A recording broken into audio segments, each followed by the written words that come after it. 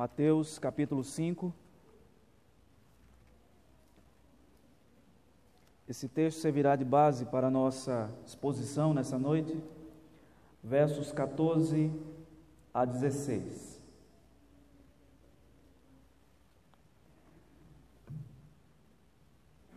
Nós iniciamos a semana passada uma série aqui na igreja, Sal e Luz. Nós somos o sal da terra e a luz do mundo. A semana passada nós fizemos a exposição do verso 13, hoje faremos a exposição dos versos 14 a 16, e no decorrer dessa série nós vamos trazer algumas observações sobre como nós somos sal e luz da terra na prática. E aí nós vamos ver o cuidado que devemos ter com o nosso falar, com o jeito de nos portar, com o jeito com que nos vestimos. Nós vamos aprender sobre a maneira como nós andamos, o nosso comportamento e algumas questões práticas que identificam o cidadão do reino dos céus. A palavra do Senhor nos diz assim: vós sois a luz do mundo. Não se pode esconder a cidade edificada sobre um monte, nem se acende uma candeia para colocá-la debaixo do alqueire, mas no velador, e alumia a todos os que se encontram na casa. Assim, brilhe também a vossa luz diante dos homens, para que vejam as vossas boas obras e glorifiquem a vosso Pai que está nos céus. Até aí. Curve sua cabeça, feche seus olhos, nós vamos orar mais uma vez ao Senhor. Ó Deus, nós estamos diante da Tua Palavra e desejamos ser edificados, orientados, corrigidos, admoestados através dela. Pedimos nesse momento a iluminação do Teu Espírito, o mesmo Espírito que inspirou o Teu servo, o apóstolo, o nosso irmão Mateus, para registrar na Escritura esta passagem. Ó Deus, nós te pedimos que ao final deste sermão saiamos daqui desafiados a sermos luz aonde o Senhor nos enviar. No nome de Teu Filho, nosso Senhor e Salvador Jesus Cristo, oramos. Amém. Nós somos o sal da terra e a luz do mundo. E nós vimos a semana passada que, como sal, a nossa função aqui neste mundo, como servos de Deus, é retardar a sua corrupção. Nós vivemos em um mundo corrompido, e sem a presença da igreja, certamente esse mundo se deterioraria muito mais rapidamente e de maneira muito mais assustadora. Nós já vivemos uma época muito difícil, de valores invertidos, e onde nós temos muita dificuldade de sustentar, sem sermos perseguidos, aquilo que nós acreditamos como sendo verdade da palavra de Deus. É esse papel de sal da igreja, de não permitir que esse mundo apodreça, e nós devemos exercê-lo como servos do Senhor. Mas devemos também ser luz, e Jesus usa essa outra figura, porque a luz, ela dissipa as trevas. A luz afasta aquilo que não presta, aquilo que é moralmente errado, aquilo que contraria a Deus e a sua palavra. Quando Jesus diz aos discípulos que eles são sal e luz deste mundo, ele estava querendo dizer que nós somos deixados aqui para influenciar esse mundo. Porque se o sal perder o seu papel de sal, perder o seu sabor, ele para nada presta, senão para ser pisado, como disse Jesus. E para que serventia tem uma lâmpada que você acende e coloca debaixo de um objeto? Se a função dela é iluminar, se você a esconde, ela perde a sua função. Quando os discípulos de Jesus, eles não são sal e luz desse mundo, eles perdem a função, a razão de estarem aqui. Nós vimos a semana passada que esse texto onde Jesus diz que os discípulos são sal e luz desse mundo, ele está no contexto do Sermão do Monte. E no Sermão do Monte, Jesus mostra como os cidadãos do reino devem viver.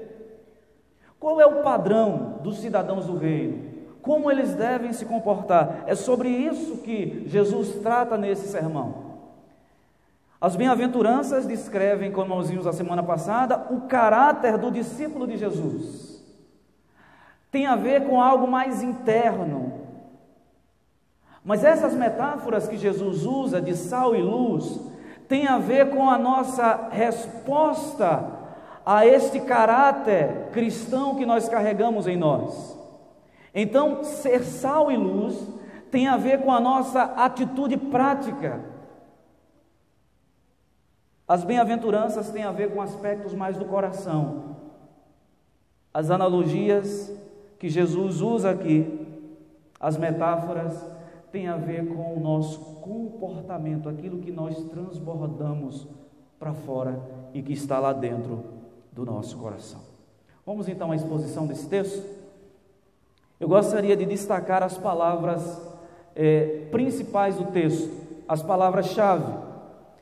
E a primeira coisa que nós destacamos aqui é o mesmo que fizemos a semana passada. Jesus faz uma afirmação enfática e categórica. Jesus diz: vós sois a luz deste mundo. E a primeira coisa que eu gostaria de destacar é o mesmo que fiz a semana passada, é que quando Jesus diz que os discípulos são a luz, vós sois, ele não está dizendo que a igreja é mais uma instituição na igreja, nesse mundo, e que tem o papel de sal e luz. O que ele está dizendo é que os discípulos, os seus discípulos, e somente eles, somente a sua igreja, exerce este papel de sal e luz neste mundo. Essa expressão vós sois, o seu sentido original é de exclusividade. É como se Jesus dissesse para os discípulos: vocês, e nenhuma outra instituição tem essa função. A igreja, exclusivamente a igreja. Quando nós olhamos na Escritura, a palavra luz, ela tem a ver com verdade e aponta para a graça de Deus. Luz tem a ver com isso, com verdade, com integridade, com aquilo que é correto. E aí nós observamos que na Escritura, para os autores bíblicos tornarem os ensinamentos mais claros, eles trabalham com contraste. É muito comum, por exemplo, a gente ver na Bíblia, quando aparece a expressão luz, o autor sagrado trabalhar o contrário de luz, que são as trevas. Portanto, a luz tem a ver com a verdade, as trevas têm a ver com o mal, com as obras malignas de Satanás. Quando Jesus diz, portanto, que os discípulos são a luz do mundo, é muito provável que Jesus queira trazer a ideia aqui de justiça, de retidão, de obras, de atos, de ações. É muito mais do que uma profissão de lábios, e nós observamos isto pelo que ele diz no verso 16, que as nossas boas obras devem ser vistas pelos homens, para que assim sendo, eles vejam e glorifiquem a Deus. Portanto, quando Jesus chama aqui de luz os discípulos, ele está apontando aqui para um caráter reto, justo e que está de acordo com o que é o próprio Deus. Da mesma forma que ser sal tem a ver com a nossa identidade em Cristo, ser luz também diz respeito à nossa identidade com Ele. Eu gostaria de apontar alguns textos aqui. O primeiro deles é 1 João capítulo 1, versículo 5. Nós encontramos uma declaração que diz: Deus é luz, E o contraste que João faz com a luz é: e nele não há treva nenhuma. O caráter de Deus, portanto, é um caráter verdadeiro, é o caráter de retidão, porque é de luz. Ele é a luz. O próprio Jesus, no Novo Testamento, ele se identifica também com luz. João capítulo 8, versículo 12, Jesus diz assim: eu sou a luz do mundo, quem me segue jamais andará, olha o contraste, nas trevas, pelo contrário, terá a luz da vida. No capítulo 12 desse mesmo evangelho, verso 46, Jesus diz assim: eu vim como luz para o mundo, a fim de que todo aquele que crê em mim não permaneça nas trevas. Ainda no capítulo 12 do evangelho de João, verso 36, Jesus diz assim: enquanto tendes a luz, crede na luz, para que vos torneis filhos da luz. Jesus disse essas coisas e, retirando-se, ocultou deles. Ainda no capítulo 1 do evangelho de João, capítulo 1, verso 9, diz o seguinte: a verdadeira luz que vinda ao mundo ilumina a todo homem.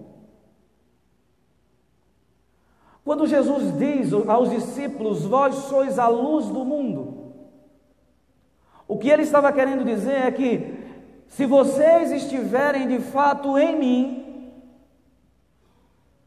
a identidade, o caráter de vocês será um caráter de luz, um caráter verdadeiro que reflete o meu caráter. Jesus veio ao mundo como luz para revelar o conhecimento da glória de Deus e apontar um caminho para aqueles que viviam na sombra da escuridão. O profeta Isaías, profetizando cerca de 400 anos antes da vinda do Messias, diz: aqueles que andavam nas trevas, brilhou a luz. Jesus, portanto, é a luz. E todos aqueles que estão em Cristo devem refletir esse caráter da luz, da verdade, da retidão e da justiça de Deus. O apóstolo Paulo, na sua segunda carta aos Coríntios, ele diz: das trevas resplandecerá a luz, e ele mesmo resplandeceu em nosso coração para, propósito, iluminação do conhecimento da glória de Deus na face de Cristo. O que Paulo está dizendo é que Cristo é luz, ele resplandeceu neste mundo, resplandeceu também em nossos corações, para que, tendo a nossa mente iluminada, possamos agora também testificar dessa luz, ou levar essa luz ao mundo. Meu amado irmão e ouvinte, ser luz como discípulo de Jesus é uma questão de identidade com Ele. O seu caráter deve refletir a verdade, deve refletir a retidão de Deus, porque Ele é luz, e todo aquele que está na luz vive como filho da luz.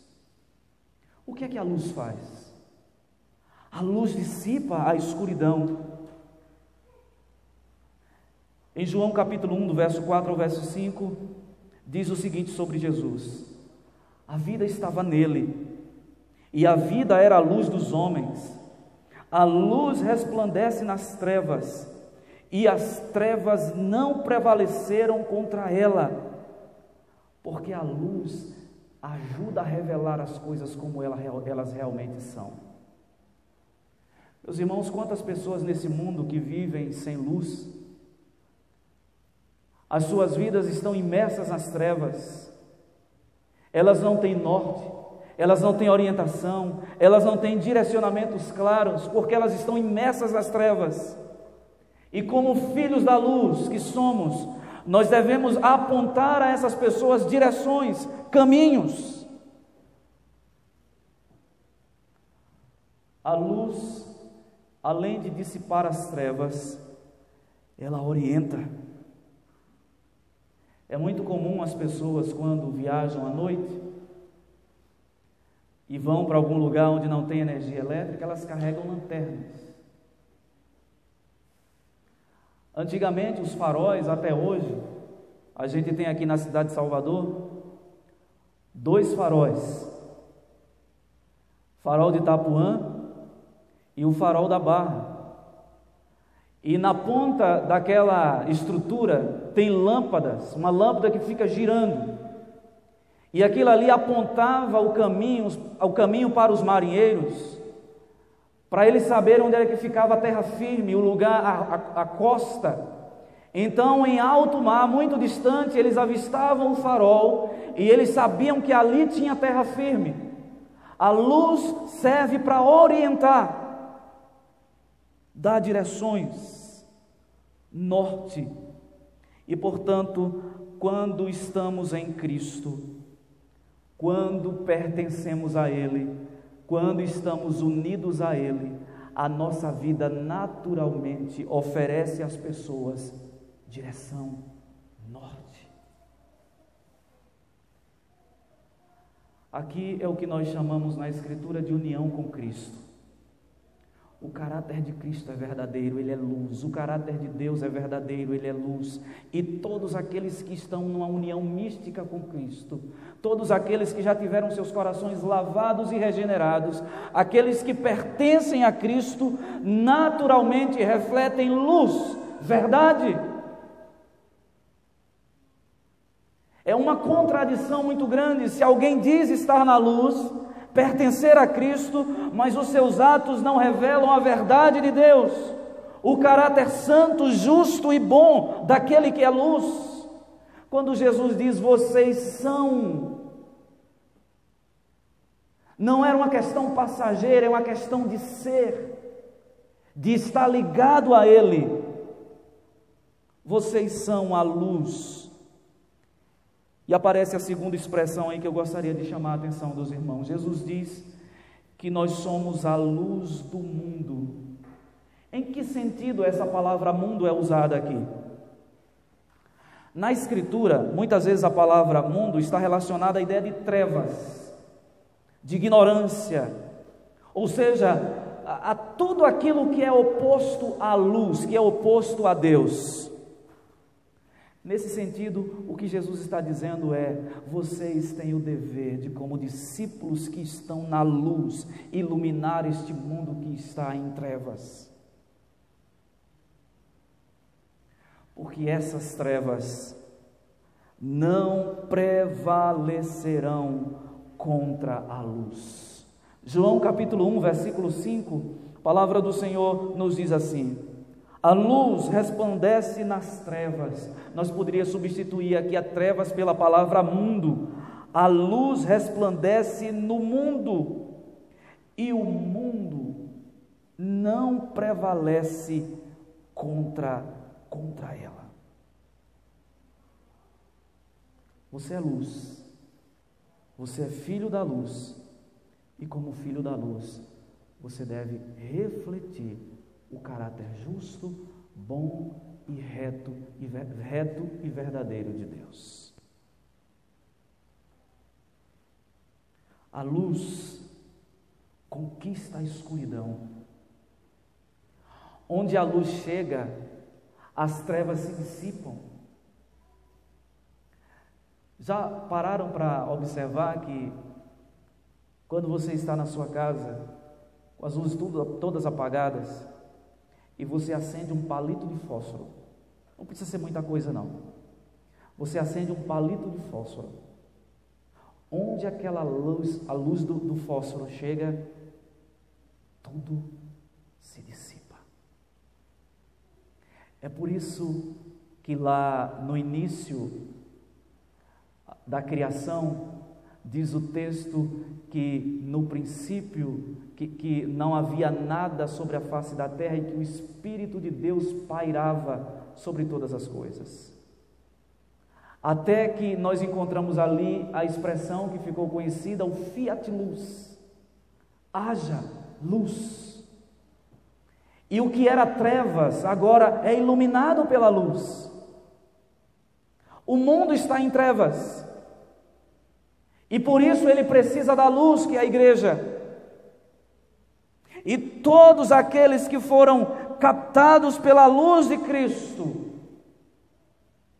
de alguma forma refletem essa luz. O apóstolo Paulo, escrevendo aos Efésios, no capítulo 5 da sua carta, no verso 8, ele diz o seguinte: pois outrora erais trevas, porém agora sois luz no Senhor, andai como filhos da luz. A palavra andar aqui é uma expressão que indica: vivam, se comportem como filhos da luz. Meus irmãos, o mundo pode rejeitar a igreja, o mundo pode rejeitar a luz, mas este mundo continuará precisando da luz. A existência da igreja neste mundo é uma manifestação da graça de Deus. Mesmo que o mundo não suporte a luz, ela precisa, ou ele precisa da luz. O texto continua. E aí Jesus usa duas analogias para mostrar como essa luz ela deve se manifestar. E a primeira ilustração que Jesus usa é a ilustração no verso 15, no verso 14. Não se pode esconder a cidade edificada sobre um monte. Nós observamos que no versículo 14, no verso 13, que nós expusemos a semana passada, Jesus usa também a figura do sal. Só que o sal e a luz atuam de maneira diferente. O sal, ele se mistura e você não vê o sal na comida. Você não vê o sal, mas você sente, você percebe a presença dele. Da mesma forma, a igreja, ela se mistura a este mundo, e mesmo que às vezes o reino de Deus seja pequeno, imperceptível, como um grão de mostarda e como um fermento, ele vai se espalhando, influenciando as pessoas. A luz é diferente. A luz, ao contrário do sal, ela deve ser vista. E Jesus deixa isso claro no verso 16, quando diz que os homens devem ver as nossas boas obras. Vamos então à ilustração que Jesus usa. Primeiro ele usa a ilustração da cidade sobre o monte. Alguns autores, um autor chamado Champlin, ele diz que algumas casas na época de Jesus, muitas eram construídas sobre o monte por uma questão de segurança. Os irmãos sabem que antigamente as cidades não tinham o sistema de segurança que nós temos hoje. Então as cidades eram construídas num lugar alto, porque do alto se conseguia ver a aproximação dos inimigos. E normalmente elas eram cercadas de muros, como é o caso de Jerusalém, muitas dessas cidades. E alguns autores dizem que muitas dessas casas eram construídas sobre uma rocha que era rica em calcário, que é uma rocha branca. Então alguns autores dizem que o que Jesus está querendo dizer é impossível você esconder uma cidade que é construída sobre um monte, e mais do que isso, sobre uma rocha de calcário, que durante o dia é vista por causa do reflexo do sol no calcário que é branco, e durante a noite ela brilha por causa das luzes. E aí Jesus diz no verso 14 que não se pode esconder uma cidade edificada sobre o monte. Ninguém consegue esconder. A segunda ilustração que ele usa,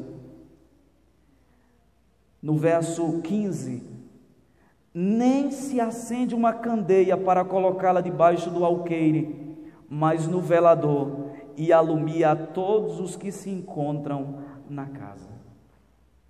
O que Jesus está dizendo aqui é uma coisa, sabe aquele tipo de argumento em que você exagera para poder fazer a pessoa compreender o que é que você está querendo dizer? Menino, eu já te dei esse recado 1000 vezes, já te mandei fazer isso 1000 vezes. A mãe e o pai não mandou 1000 vezes. Mas o que ele quer enfatizar, e ela, é que apesar de já ter dado a ordem, o menino não cumpriu ainda.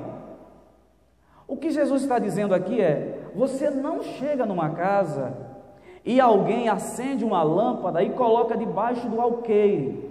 O alqueire era uma vasilha usada para medir trigo, medir sementes. E o alqueire era uma vasilha grande. Agora imagine, você acende uma lâmpada na sua casa e coloca o alqueire em cima, uma vasilha que tampa a luminosidade daquela lâmpada. Jesus diz: ninguém faz isso. Pelo contrário, coloca no velador, num lugar alto, para que possa iluminar toda a casa. Vocês não podem esconder essa luz. Vocês precisam refletir no mundo essa luz. Vocês precisam mostrar aos homens esta luz. É possível que por causa da perseguição que muitos cristãos já sofriam ali naquele tempo, alguns estivessem querendo esconder a sua identidade de cristão, querendo se passar por um crente à paisana, ou de alguma forma esconder das pessoas a identidade que ela tinha. Conta-se uma ilustração de uma jovem que chegou na igreja feliz da vida, e estava reunido um grupo de jovens. Você já deve ter ouvido essa história de uma outra maneira. E aquela jovem chegou eufórica, alegre, e aí perguntaram para ela o que era que ela tinha, porque ela estava tão feliz. E ela estava muito feliz, porque já tinha se passado um mês na faculdade. E todas as discussões lá levavam o nome de Deus, o nome da igreja, falando mal do cristianismo, e até aquele momento ninguém tinha descoberto que ela era cristã. Ninguém havia descoberto que ela era diferente, que ela era luz. O que Jesus está dizendo é: não se comportem assim, não escondam quem vocês são. Meus irmãos, como a gente pode cair nesse erro, nesse equívoco? Numa sociedade, como eu falei há uns 3 domingos aqui atrás, que prega o politicamente correto, que é a ideia de que você deve combinar ou concordar com o que a maioria pensa para não ser contrariado. Como facilmente nós nos enganamos e escondemos a nossa identidade. Quantas vezes no nosso grupo de amizade, no nosso grupo de trabalho, surgem discussões que as pessoas estão defendendo valores que são contrários àqueles que nós cremos, que nós entendemos que vem da palavra de Deus, e nós calamos a boca, porque não queremos que as pessoas saibam a nossa identidade de luz. Nós não podemos nos esconder neste mundo. O mundo pode odiar a igreja por ela ser sal e luz. As pessoas podem odiar a luz, mas somente a luz de Cristo, que irradia por meio da igreja, por meio dos seus discípulos, pode trazer esperança a este mundo. Não esconda a luz. Não esconda a sua identidade. E Jesus conclui o seu argumento no verso 16, e ele usa uma expressão no início do verso 16, dizendo: assim brilhe também a vossa luz diante dos homens. Como a cidade que é colocada num lugar alto e você não consegue escondê-la. como a candeia que a pessoa acende e coloca num lugar alto para que todos vejam e que ilumine toda a casa. Desta forma brilha a vossa luz diante dos homens, para que vejam as vossas boas obras e glorifiquem a vosso Pai que está nos céus. O que o texto quer nos ensinar é que, como discípulos de Jesus, nós devemos manifestar por meio de obras que nós somos filhos de Deus. Não apenas uma profissão de lábios.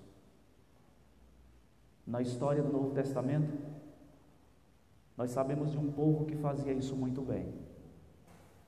Os escribas, os fariseus, os religiosos da época. Mas as suas obras contraditavam ou pregavam o contrário do que eles professavam de lábios. Enquanto houver corrupção moral e escuridão espiritual neste mundo, sal e luz sempre serão necessários.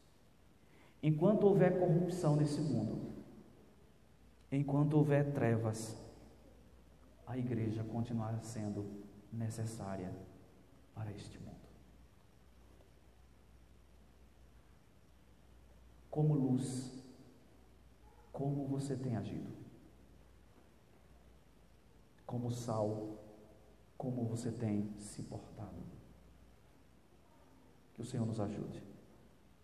Que o Senhor nos dê a graça de testemunharmos dele, para que esse mundo não se apodreça mais ainda e para que as pessoas que vivem à nossa volta tenham a condição de ter contato com a luz de Cristo.